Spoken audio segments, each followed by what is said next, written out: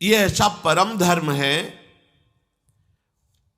कोई भी इस धर्म में चलने वाले को परास्त नहीं कर सकता। ये बात ध्यान से समझ लीजिए। जैसे कोई बहुत बड़ा तांत्रिक है और वो भूतों को वश में करने वाला है और तुम्हारे ऊपर भूत लगा दे, तंत्र के द्वारा मारण मूठ या कोई शाप या किसी तरह का अमंगल, ध्यान दीजिए, ये इस धर्म की बड़ी महिमा है। यदि आप भगवद आश्रित हैं, नाम जप कर रहे हैं, तो ना माया का कपट चलेगा, ना किसी का तंत्र तुम्हारे ऊपर चलेगा, ना किसी का कोई मारण मंत्र चलेगा, ना कोई भूतावेश तुम पर आविष्टित कर सकता है, ना किसी भी तरह की कोई विष आदि की। यदि आप सच्चे हृदय से भगवान की शरण में हो तो तुम्हारे ऊपर विष का भी प्रभाव खवाया जाएगा, विष वो हो जाएगा स्वास्थ्यवर्धक अमृत। गरल सुधा, गोस्वामी जी कह रहे, रिपु करहि मिताई, गोपद सिंधु अनल शीतलाई। जो भगवान का आश्रित जन होता है उसको विष भी अमृत हो जाता है। अगर उससे दुश्मनी करेगा ना कोई और उसका बुरा चाहेगा, वो जितना कुप्रचार करेगा, निंदा करेगा, उतने उसका यश बढ़ेगा। अगर वो आग लगा देगा तो उसके शरीर में चंदन से भी बढ़कर शीतलता का काम आग करेगी। जो भगवद आश्रित है, श्री हरिराम व्यास जी ने भी प्यारी जू के चरणों के आश्रित जनों को पुष्ट करने के लिए बताया कि राधा प्यारी के चरणारविंद शीतल सुखदाई, कोटि चंद मंद करत नख बिद जुन्हाई। श्री राधा प्यारी के चरणारविंद शीतल सुखदाई। शाप ताप रोग शोक दारुण दुखारी, लाल इष्ट दुष्ट दलन कुंज भवन चारी। हमारी गोरी भोरी प्रियाजू के गोरे चरणारविंद का जिसने आश्रय ले लिया है, शरणागति ले ली है और राधा राधा नाम जप करता है, तो किसी भी ऋषि का साप उस पर लागू नहीं होगा। हरिराम व्यास जी कह रहे ये विशाखा सखी के अवतार है, कह रहे शाप कोई लागू नहीं होगा उसके ऊपर। ताप दैविक भौतिक ताप उसका स्पर्श नहीं कर सकता। कोई भी पाप उसे अपने अधीन नहीं कर सकता। किसी का भी तंत्र मंत्र उसके ऊपर लागू नहीं हो सकता, क्योंकि ये चरणारविंद लालजू के भी इष्ट है और ये चरणारविंद दुष्टों की दुष्टता का दलन करने वाले और हृदय में प्रेम प्रकाशित करने वाले हैं। कोई भी भयानक से भयानक रोग तुम्हारे शरीर पर हो सकता है, पर वो तुम्हें अधीन नहीं कर पाएगा। शाप ताप रोग शोक, बड़ी से बड़ी हानि होने पर भी तुम्हें शोक स्पर्श नहीं करेगा। प्यारी जू के चरणों का जिसने आश्रय ले लिया है, ये ऐसा परम धर्म है कि इसके आश्रित को कोई भी तंत्र मंत्र मूठ मारण भूत प्रेत पिशाच पिशाचनी कोई भी नहीं स्पर्श नहीं कर सकता। ध्यान रखना। हाँ, अपना कल्याण कराने के लिए सामने आ सकता है, क्योंकि नाम जापक ही सबके कल्याण का सामर्थ्य भाव रख सकता। जो निरंतर नाम जप करता है उसमें सब सामर्थ्य आ जाती है। एक बार भाई जी से हनुमान प्रसाद पोद्दार जी समुद्र के किनारे बैठे नाम जप कर रहे थे, तो देखा एक सफेद पोशाक पहने हुए पाग बांधे हुए पारसी वेशभूषा में सामने खड़े हैं।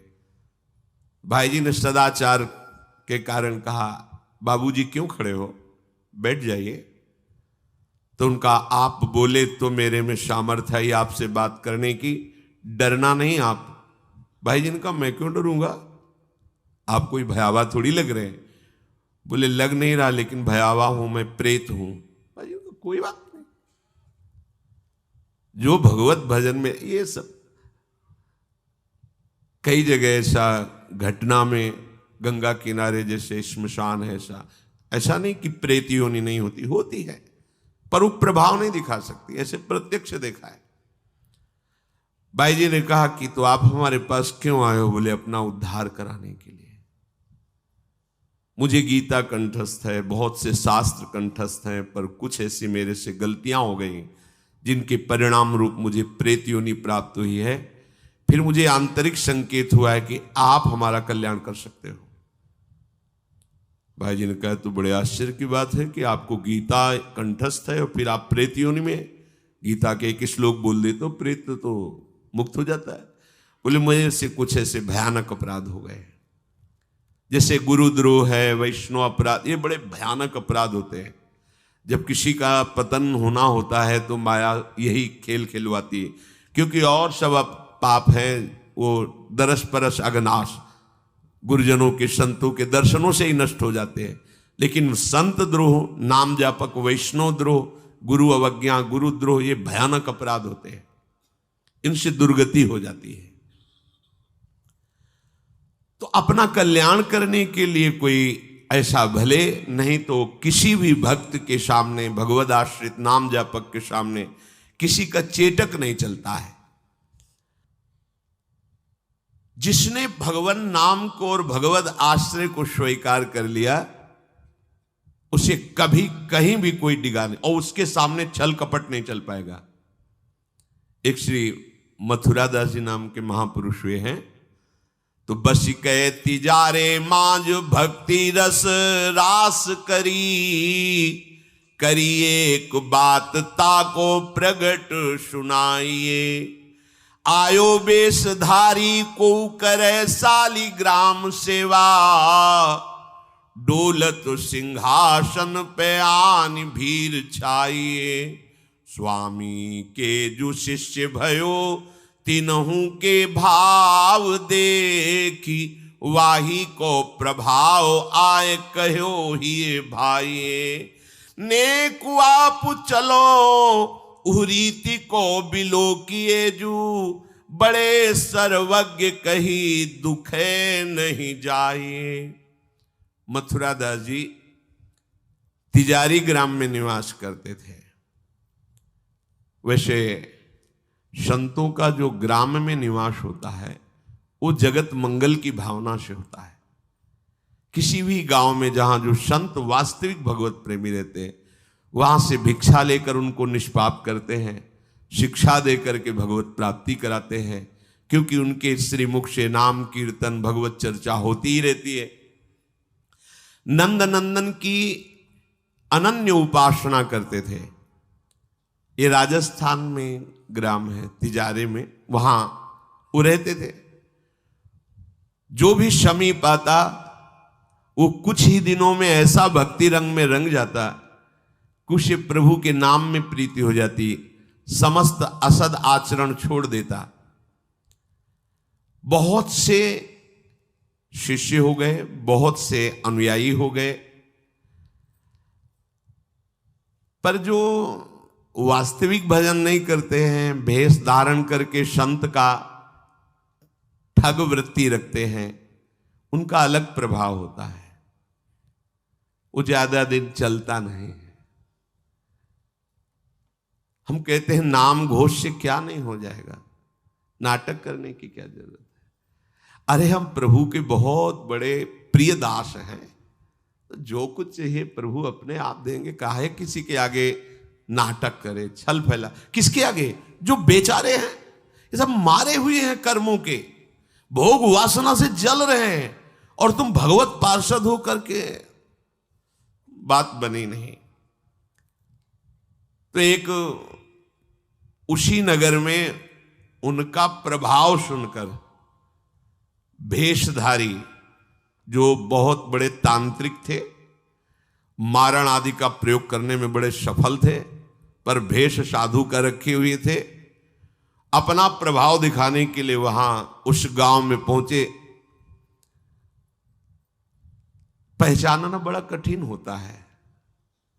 साधु और वेशधारी दोनों में पहचान बहुत कठिन होती। जब तक आप साधु नहीं हो तब तक आप साधु को नहीं पहचान सकते हो, क्योंकि जो वेशधारी स्वांग करेगा वो साधु से भी अच्छा करने की चेष्टा करेगा, क्योंकि स्वांग कर रहा है ना, तो बड़े बड़े भ्रमित हो जाते हैं। दर्शन भक्त अनूप, सेवक जी ने लिखा है, पर रूप न शोभित प्रीति बिनु, और प्रभाव उनका ऐसा भरम भटकत भूप, बड़े बड़े राजा भ्रमित होकर उनके शिष्य बन जाते हैं। वेश का ऐसा प्रभाव है। इसीलिए भगवत रसिक जी ने एक पद में लिखा है, भेषधारी हरि के उर शालें, जो वेश केवल बनाया है रुपया पैसा के लिए, भोगों के लिए, हमें तो लगता है नहीं बनाना चाहिए, और काम कर लेना चाहिए, क्योंकि इसमें शुद्ध संतों को गालियां पड़ती हैं, शुद्ध भगवत मार्ग के पथिकों का अपराध बनता है, जिससे तुम कुल परंपरागत नष्ट हो जाओगे। जो वेश धारण करके संतों को गालियां दिलाते हैं, कुल परंपरागत नष्ट हो जाएंगे। क्योंकि जैसे आपकी श्रद्धा है किसी संत वेश पर, और आपकी श्रद्धा टूटी, गलत आचरण हुआ, तो आप ही कहोगे सब ऐसे संत होते हैं, ऐसी गालियां दोगे, ऐसा अपराध करोगे, उसका मूल कारण वो बना वेशधारी, इसलिए उसका सर्वनाश होगा। तुम्हारा तो पतन हो ही गया, उसका सर्वनाश हो जाएगा। भगवत ऋषिक जी ने जहां भगवत महिमा, संतों की महिमा लिखी है, वहां एक दो पद ये भी लिखे हैं कि वेशधारी हरि के उर शालें, वेश जो केवल कपट वेश बनाए हैं, वो भगवान के हृदय में बड़ा दुख पैदा करते हैं, क्योंकि दासत्व तो भगवान का ही लिए है ना। बोले ये लोग दंभी, लोभी, कपटी, नट से शिष्णोदर को पाले। शिष्ण कहते हैं जनेन्द्री को, उदर कहते हैं रसेंद्री को। उदर का संबंध रसेंद्री से, मतलब रसेंद्री के स्वाद से पेट भरते हैं, और जनेन्द्री भोग के लिए लालायित रहते हैं, पर ये भेष धरे होते हैं भगवान के दासत्व का, साधुता का। बोले गुरु बने घर घर में डोले, नाम धनी का बेचें, परमारथ सपने नहीं जाने, पैसा नहीं को खींचे। कंठी जेबे में रहती है, घर घर में जाकर के कंठी बांधना, रुपए लेना, फसाओ फसाना, परमार्थ खुद नहीं पता, स्वप्न में नहीं जानते कि परमार्थ किसे कहते हैं, परमार्थ का ककारा नहीं आता, और लाखों कंठिया बांध के अगर एक एक देगा तो 1 लाख तो हो ही गए ना, बढ़िया है। हमने तो आज तक ऐसे साधु कभी एक नहीं देखे जो साधु रहे हैं, वैसे खुद और दे ऐसे देखा है, ऐसे करते नहीं। पैसे देने वाले का आदर कभी साधु के यहाँ नहीं होता। अगर आदर हो रहा है तो साधुता में कच्चाई है।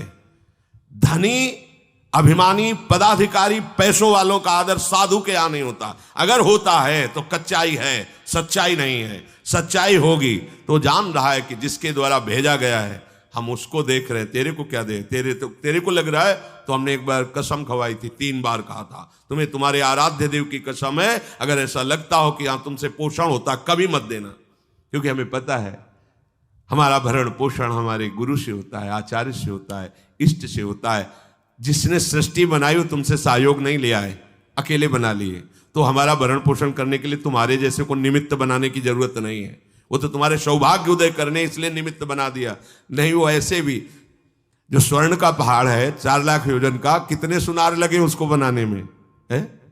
अरे वो एक क्षण में सब कर तुम, अकर तुम, अन्यथा कर तुम। इसके लिए खोए रतन फिरत जे, घर घर कौन काज ऐसे जिए, हरिवंश चंद्र जी महाराज कह रहे। इसके लिए भटकना पड़े कि कोई मुझे धन दे दे, कोई मेरा चेला बन जाए तो मुझे भोग सामग्री समर्पित करे, तो इसका मतलब अभी परमार्थ का पता नहीं है। और कबहू को वक्ता होए बनी बैठे, कथा भागवत गावे, अर्थ अनर कछु ले भाषे, पैसल ही को धावे। श्लोक क्या कह रहा है, उसका भावार्थ क्या है, उसका रहस्यार्थ क्या है, अनुभव कुछ नहीं है। बस कबहू कवे हरि मंदिर में सेवाएं करे निरंतर बासा, भाव भगत को भेद न जाने, पैसन ही की आशा। नाचे गावे चित्र बनावे, कहे काव्य चटकीली, साच बिना हरि हाथ ना आवे, रहनी है सब ढीली। बिन विवेक वैराग भक्ति बिन सत्य नये को मानो, भगवत विमुख कपट चतुराई सोपा खंडे जानो। वेशधारी हरि के, उसको सहन नहीं हुआ मथुरा दास जी की भक्ति का प्रभाव, हजारों लोग अनुयायी, हजारों लोग शिष्य बन गए। तो अब वो तांत्रिक था, तंत्र मंत्र का उसे बहुत ज्ञान था। श्री मथुरा दास जी जिस नगर में रहते थे वहां वो जाकर अपना नाटक शुरू किया। उसने सब जगह प्रचार प्रसार किया। मैं गंडकी नदी में 12 वर्ष तक खड़े होकर के तपस्या करके आया हूं, केवल दूध का आहार करता था, उसके प्रभाव से शालिग्राम भगवान हमारे बस में हो गए। और आप सबको मैं दिखा सकता हूं कि शालिग्राम मेरे वश में है, देख लीजिए। सिंहासन लाता, बाहर रखता, हजारों की भीड़, ऐसे ऐसे करता तो वैसे शालिग्राम उठते और नाचते हुए ऐसे ऐसे ऐसे फिर रख जाते, फिर ऐसे ऐसे ऐसे ऐसे। अब तो सबको आश्चर्य हो रहा, जैसे चुटकी बजा रहा वैसे शालिग्राम की बटिया ऐसे ऐसे ऐसे। लोग, भीड़ कटने लगी, क्योंकि अब जैसे राधा राधा कहो, कोई जंतुर नहीं है, कोई भस्म नहीं है, कोई वादा नहीं है, तो फिर कम वहां तो दिखाई दे रहा ना ऐसे, देखो ये सब तो लगता है ना कि हाँ। अब हमसे पूछो कि हमारे मन में क्या चल रहा है, हमें नहीं पता है। हमें ये देखना है कि हमारे प्रियाजू के मन में क्या चल रहा है।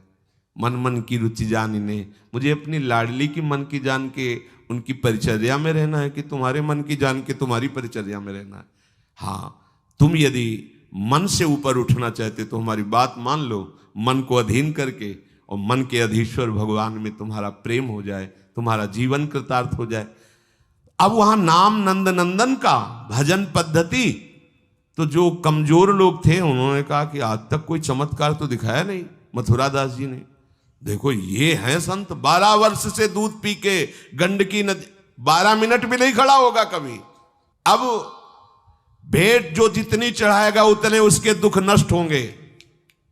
अरे भैया वहां तो रुपया सब समेटता, फिर दूसरे मोहल्ले में, पूरे गांव में अब तो जय जयकार, शालिग्राम भगवान को नचा। कोई सेवा की सामग्री लेने गए थे मथुरा दास जी की श्रीअंग सेवा में जो रहते थे संत जन, उन्होंने देखा, वो आए, बोले महाराज एक बड़ा चमत्कारी महात्मा आया, वो कह रहा 12 वर्ष से हम दूध पीकर गंडकी नदी में, वो वैसे ऐसे करता है तो साल। तो बोले भैया भक्त तो हो ही नहीं सकता, भक्त भला भगवान को अपना प्रदर्शन क्यों बनाएगा और उसके बदले में भेंट लेकर के, ये तो नाटक है भैया।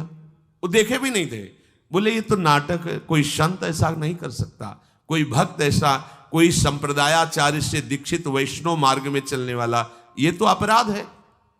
तो उनका महाराज जी तो हजारों लोग वहां प्रभावित हो, अच्छा है भगवान उस रूप में। बोले नहीं महाराज, फिर सत्य मार्ग के प्रकाशित करने के लिए आप यहां विराजमान, अगर उसका कपट पाखंड चला तो हजारों लोग धोखे में हो जाएंगे, चलो आप एक बार उसके सामने। तो उनका कि यदि हम उसके सामने गए तो उसका सब ये दुकान बंद हो जाएगा। बोले महाराज जी आप जरूर चलो, क्योंकि आपके चलने से यदि लोगों की श्रद्धा भगवान में वास्तविक लगे तो आप भी तो यही चाहने के लिए यहां गांव में वास कर रहे हो। उनको बड़ा दुख हुआ कि एक तो उसको दुख होगा, उसका नाटक बंद होगा, दूसरा कि वो जान क्यों नहीं रहा है जिन भगवान को तुम नचा रहे हो, अगर वास्तविक उनके तुम सेवक बन जाओ तो तुम्हें सब कुछ प्राप्त हो जाएगा। शालिग्राम भगवान श्री हरि ही है, कोई और नहीं है।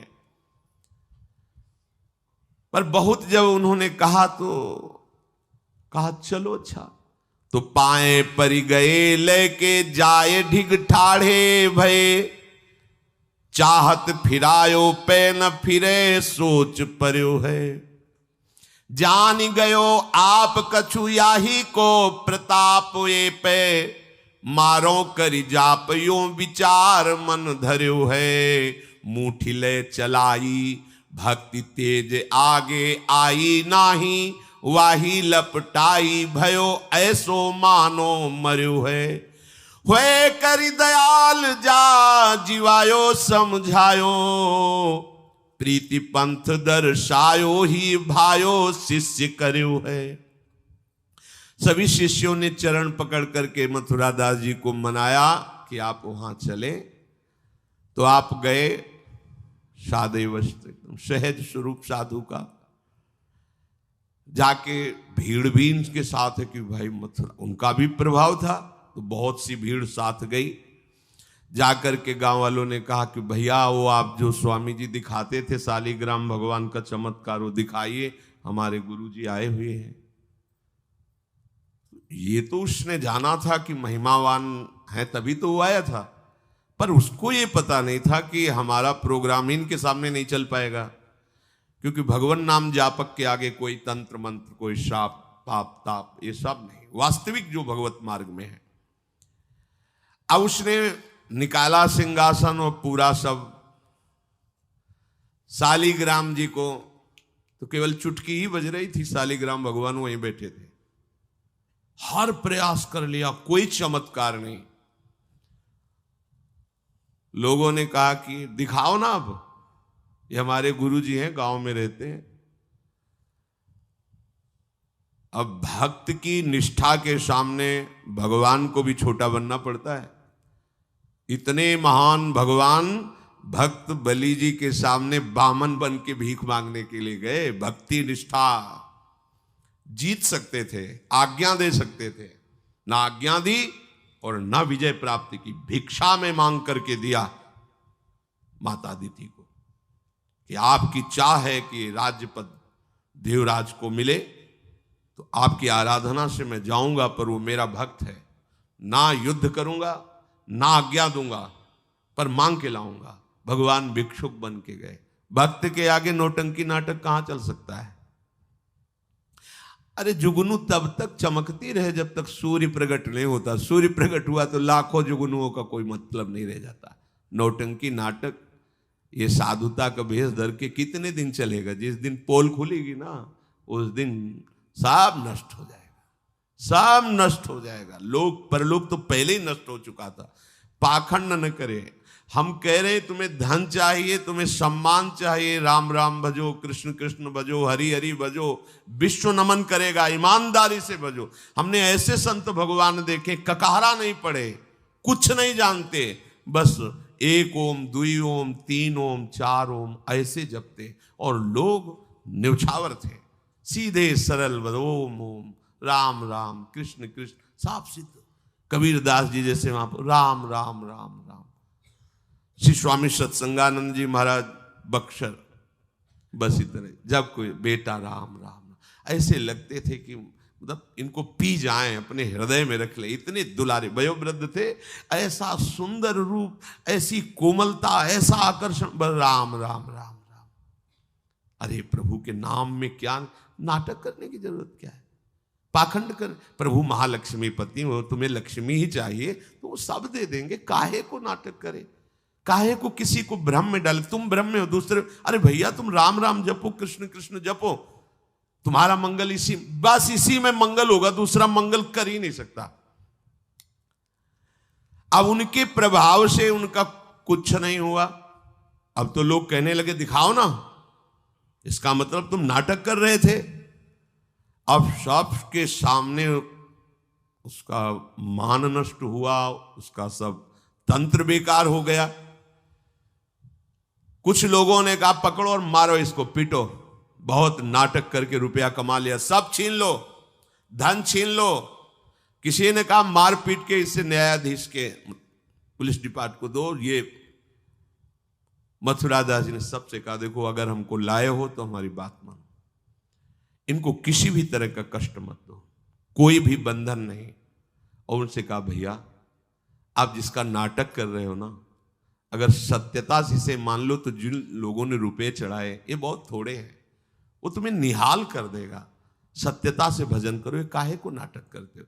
इतना कह के वो चले गए। पर उसको समझ में नहीं आया। उसने कहा अच्छा तुम अपनी दिखा दी, अब मेरी देखना। सबके बीच में कहा तुमने अपनी दिखा दी, अब मेरी। मूर्ख को समझ में नहीं आता। उसने कहा ठीक है तुमने दिखा दिया, अब कल सुबह तक तुम देखना कि मैं तुम्हारा क्या करता हूं। क्योंकि उसे मारण का प्रयोग आता था। अब ये क्रोध उत्पन्न हो जाए तो राक्षस बना देता है, और क्रोध उत्पन्न होता है कामना से, और उसकी कामना सब नष्ट हो गई ना, सब किया कराया सब माटी हो गया, क्योंकि लाखों लोग प्रभावित हो रहे थे। अब वो क्रोध के वशीभूत होकर तामसी जप करने लगा। तामसी जप होता है विनाशकारी। अपवित्र सिद्धियां उसके पास थी। पवित्र सिद्धियां भी होती है जो दूसरों का मंगल करती है, अपवित्र सिद्धियां होती हैं जो दूसरों का नाश करती हैं। उसने मारण विद्या का अनुष्ठान किया, जिसे देहाती भाषा में मूठ कहते हैं। आज मैं इस अभिचार से उस महात्मा का सर्वनाश कर दूंगा। भूल भूल भारी भूल। जो साधु की मीच तक है वो उसी मीच से मरता है। ये तो समझ में ही नहीं आया। सरस्वती जी को देवता और ब्रह्मा जी सब प्रार्थना कर रहे हैं कि अयोध्या वासियों की बुद्धि तो बदल दी, वापस गए। भरत जी आ रहे हैं, इनकी बुद्धि बदल दो, नहीं भरत जो कहेंगे वही राम करेंगे। तो दिमाग पलट गया है भरत की बुद्धि। अरे प्रभु का इशारा था इसलिए अयोध्या वासियों की बुद्धि बदल दी। भरत जी के विषय में सोचोगे भी तो नष्ट हो जाओगे। महाप्रेमी भरत के विषय में सोचना ही तुम्हारे लिए अमंगल हो जाएगा। और हम क्या, करोड़ों सरस्वती भी हो तो भरत की भाव भरी भक्ति में बाधा नहीं पहुंचा सकती। अब उसने प्रारंभ किया बैठ करके आसन में मूठ का। एक खप्पर जैसी आकृति प्रकट होती है और उसमें जाजुल्यमान तेज होता है। और वो जहां जाएगा तो जिसके पास जाना है वहीं शुरू हो जाएगा उसका खून पोकना, नीचे से शौच द्वार से मुंह से खून की उल्टी आना। उसके पहुंचते पहुंचते और जहां पहुंची तो वो नष्ट हो जाएगा, मर जाएगा और वापस चली जाएगी। वहां जाके प्रमाण देगी कि हम काम कर रही हैं। वहां भक्तों ने देखा कि एक खप्पर में आग जलती हुई राउंड राउंड से गोला होता, तो जाके कहा मथुरा दास जी ये उसकी चलाई हुई मूठ है, तुम कुछ परेशान मत हो, यहां कुटिया की डेहरी में भी प्रवेश नहीं करेगी। अब वो आकर के मारण बस वहां घूम रहा है। मथुरा दास जी निकल के आए, हाथ जोड़ा, क्योंकि सब मंत्र सब सिद्धियां भगवान की, तो ना चाहे पवित्र हो या अपवित्र हो, तो उन्होंने कहा तुम सर्वज्ञ भगवान की ही शक्ति से संपन्न हो, तुम जानती हो कि हमारा कोई अपराध है क्या?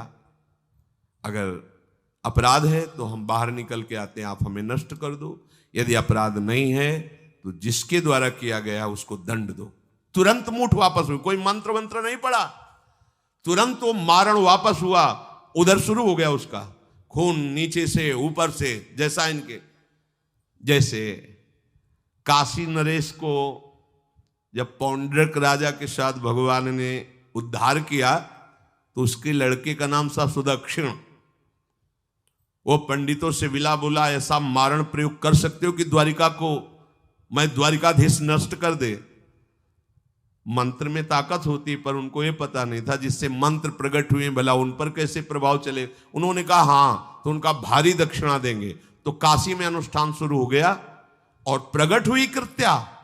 ऐसा नहीं, मंत्रों में ताकत होती है। पर भगवान शिव ने प्रकट होकर कहा था कि जो ब्राह्मण भक्त नहीं है, जो ऋषि भक्त नहीं, उसी पर मारण का प्रयोग काम करेगा, अन्यथा नहीं। तो भगवान का नाम ही नमो ब्रह्मणे देवाय गो ब्राह्मण हिताय च। अब मारण कृत्यारूप रखकर द्वारिका को जलाने के लिए गई। द्वारिकावासी भागे, भगवान से कहा, भगवान ने सुदर्शन जी को आज्ञा किया करो हिसाब। भगाते हुए कृत्या को ले गई तो कृत्या ने पहले उन ब्राह्मणों को मारा, सुदक्षिण को मारा, फिर सुदर्शन ने कृत्या को नष्ट किया और पूरी काशी में आग लगा दी। ये भागवत में वर्णन है। भगवत भक्त या प्रभु के ऊपर कोई मारण चलेगा क्या? वो मारण उसी बाबा जी के पास जो नौटंकी कर रहे थे शालिग्राम के नचा, अब तो त्राहिमाम मच गया। और वो संत भगवान गए क्योंकि पता था कि बचेगा नहीं, मंत्र का प्रयोग है। गए और भगवान नाम उच्चारण किया, कृष्ण कृष्ण कृष्ण। नंद नंदन के उपासक थे और मूठ से कहा शांत हो जाओ।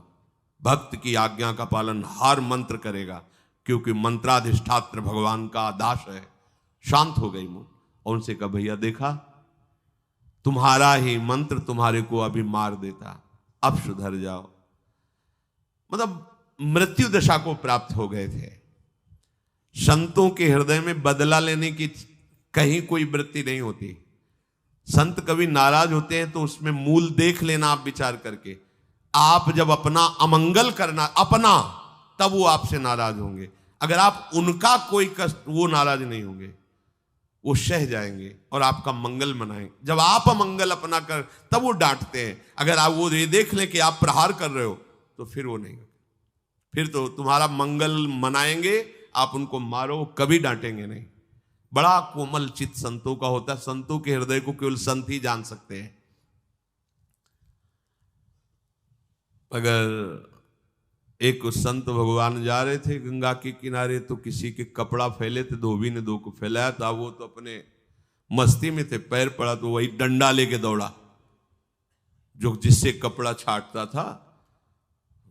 भगवान ने तुरंत सुदर्शन चक्र का स्मरण किया, फिर चक्र से कहा अंतर्ध्यान हो जाओ। तो रुक्मिणी जी ने पूछा, प्रभु ये लीला तो किसी भक्त की रक्षा के लिए होती, फिर आपने क्यों रोक लिया?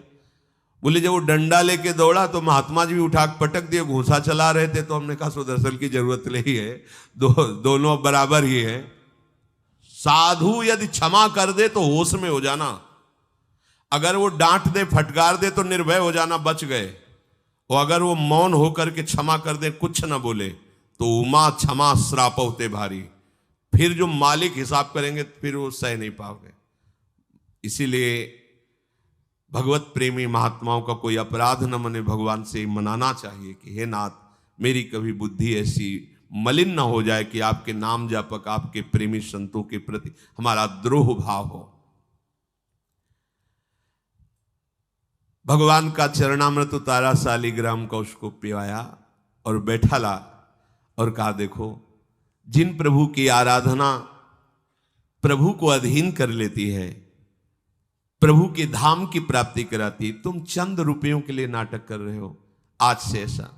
वो चरणों में गिरा, कहा महाराज वास्तविक न मैं कभी 12 वर्ष गंडकी नदी में खड़ा हुआ हूं, न कभी दूध पिया हूं, मुझे पैसा कमाने का रास्ता अच्छा समझ में आया, इसलिए आज से मैं वास्तविक आपके चरणों का शिष्य बन करके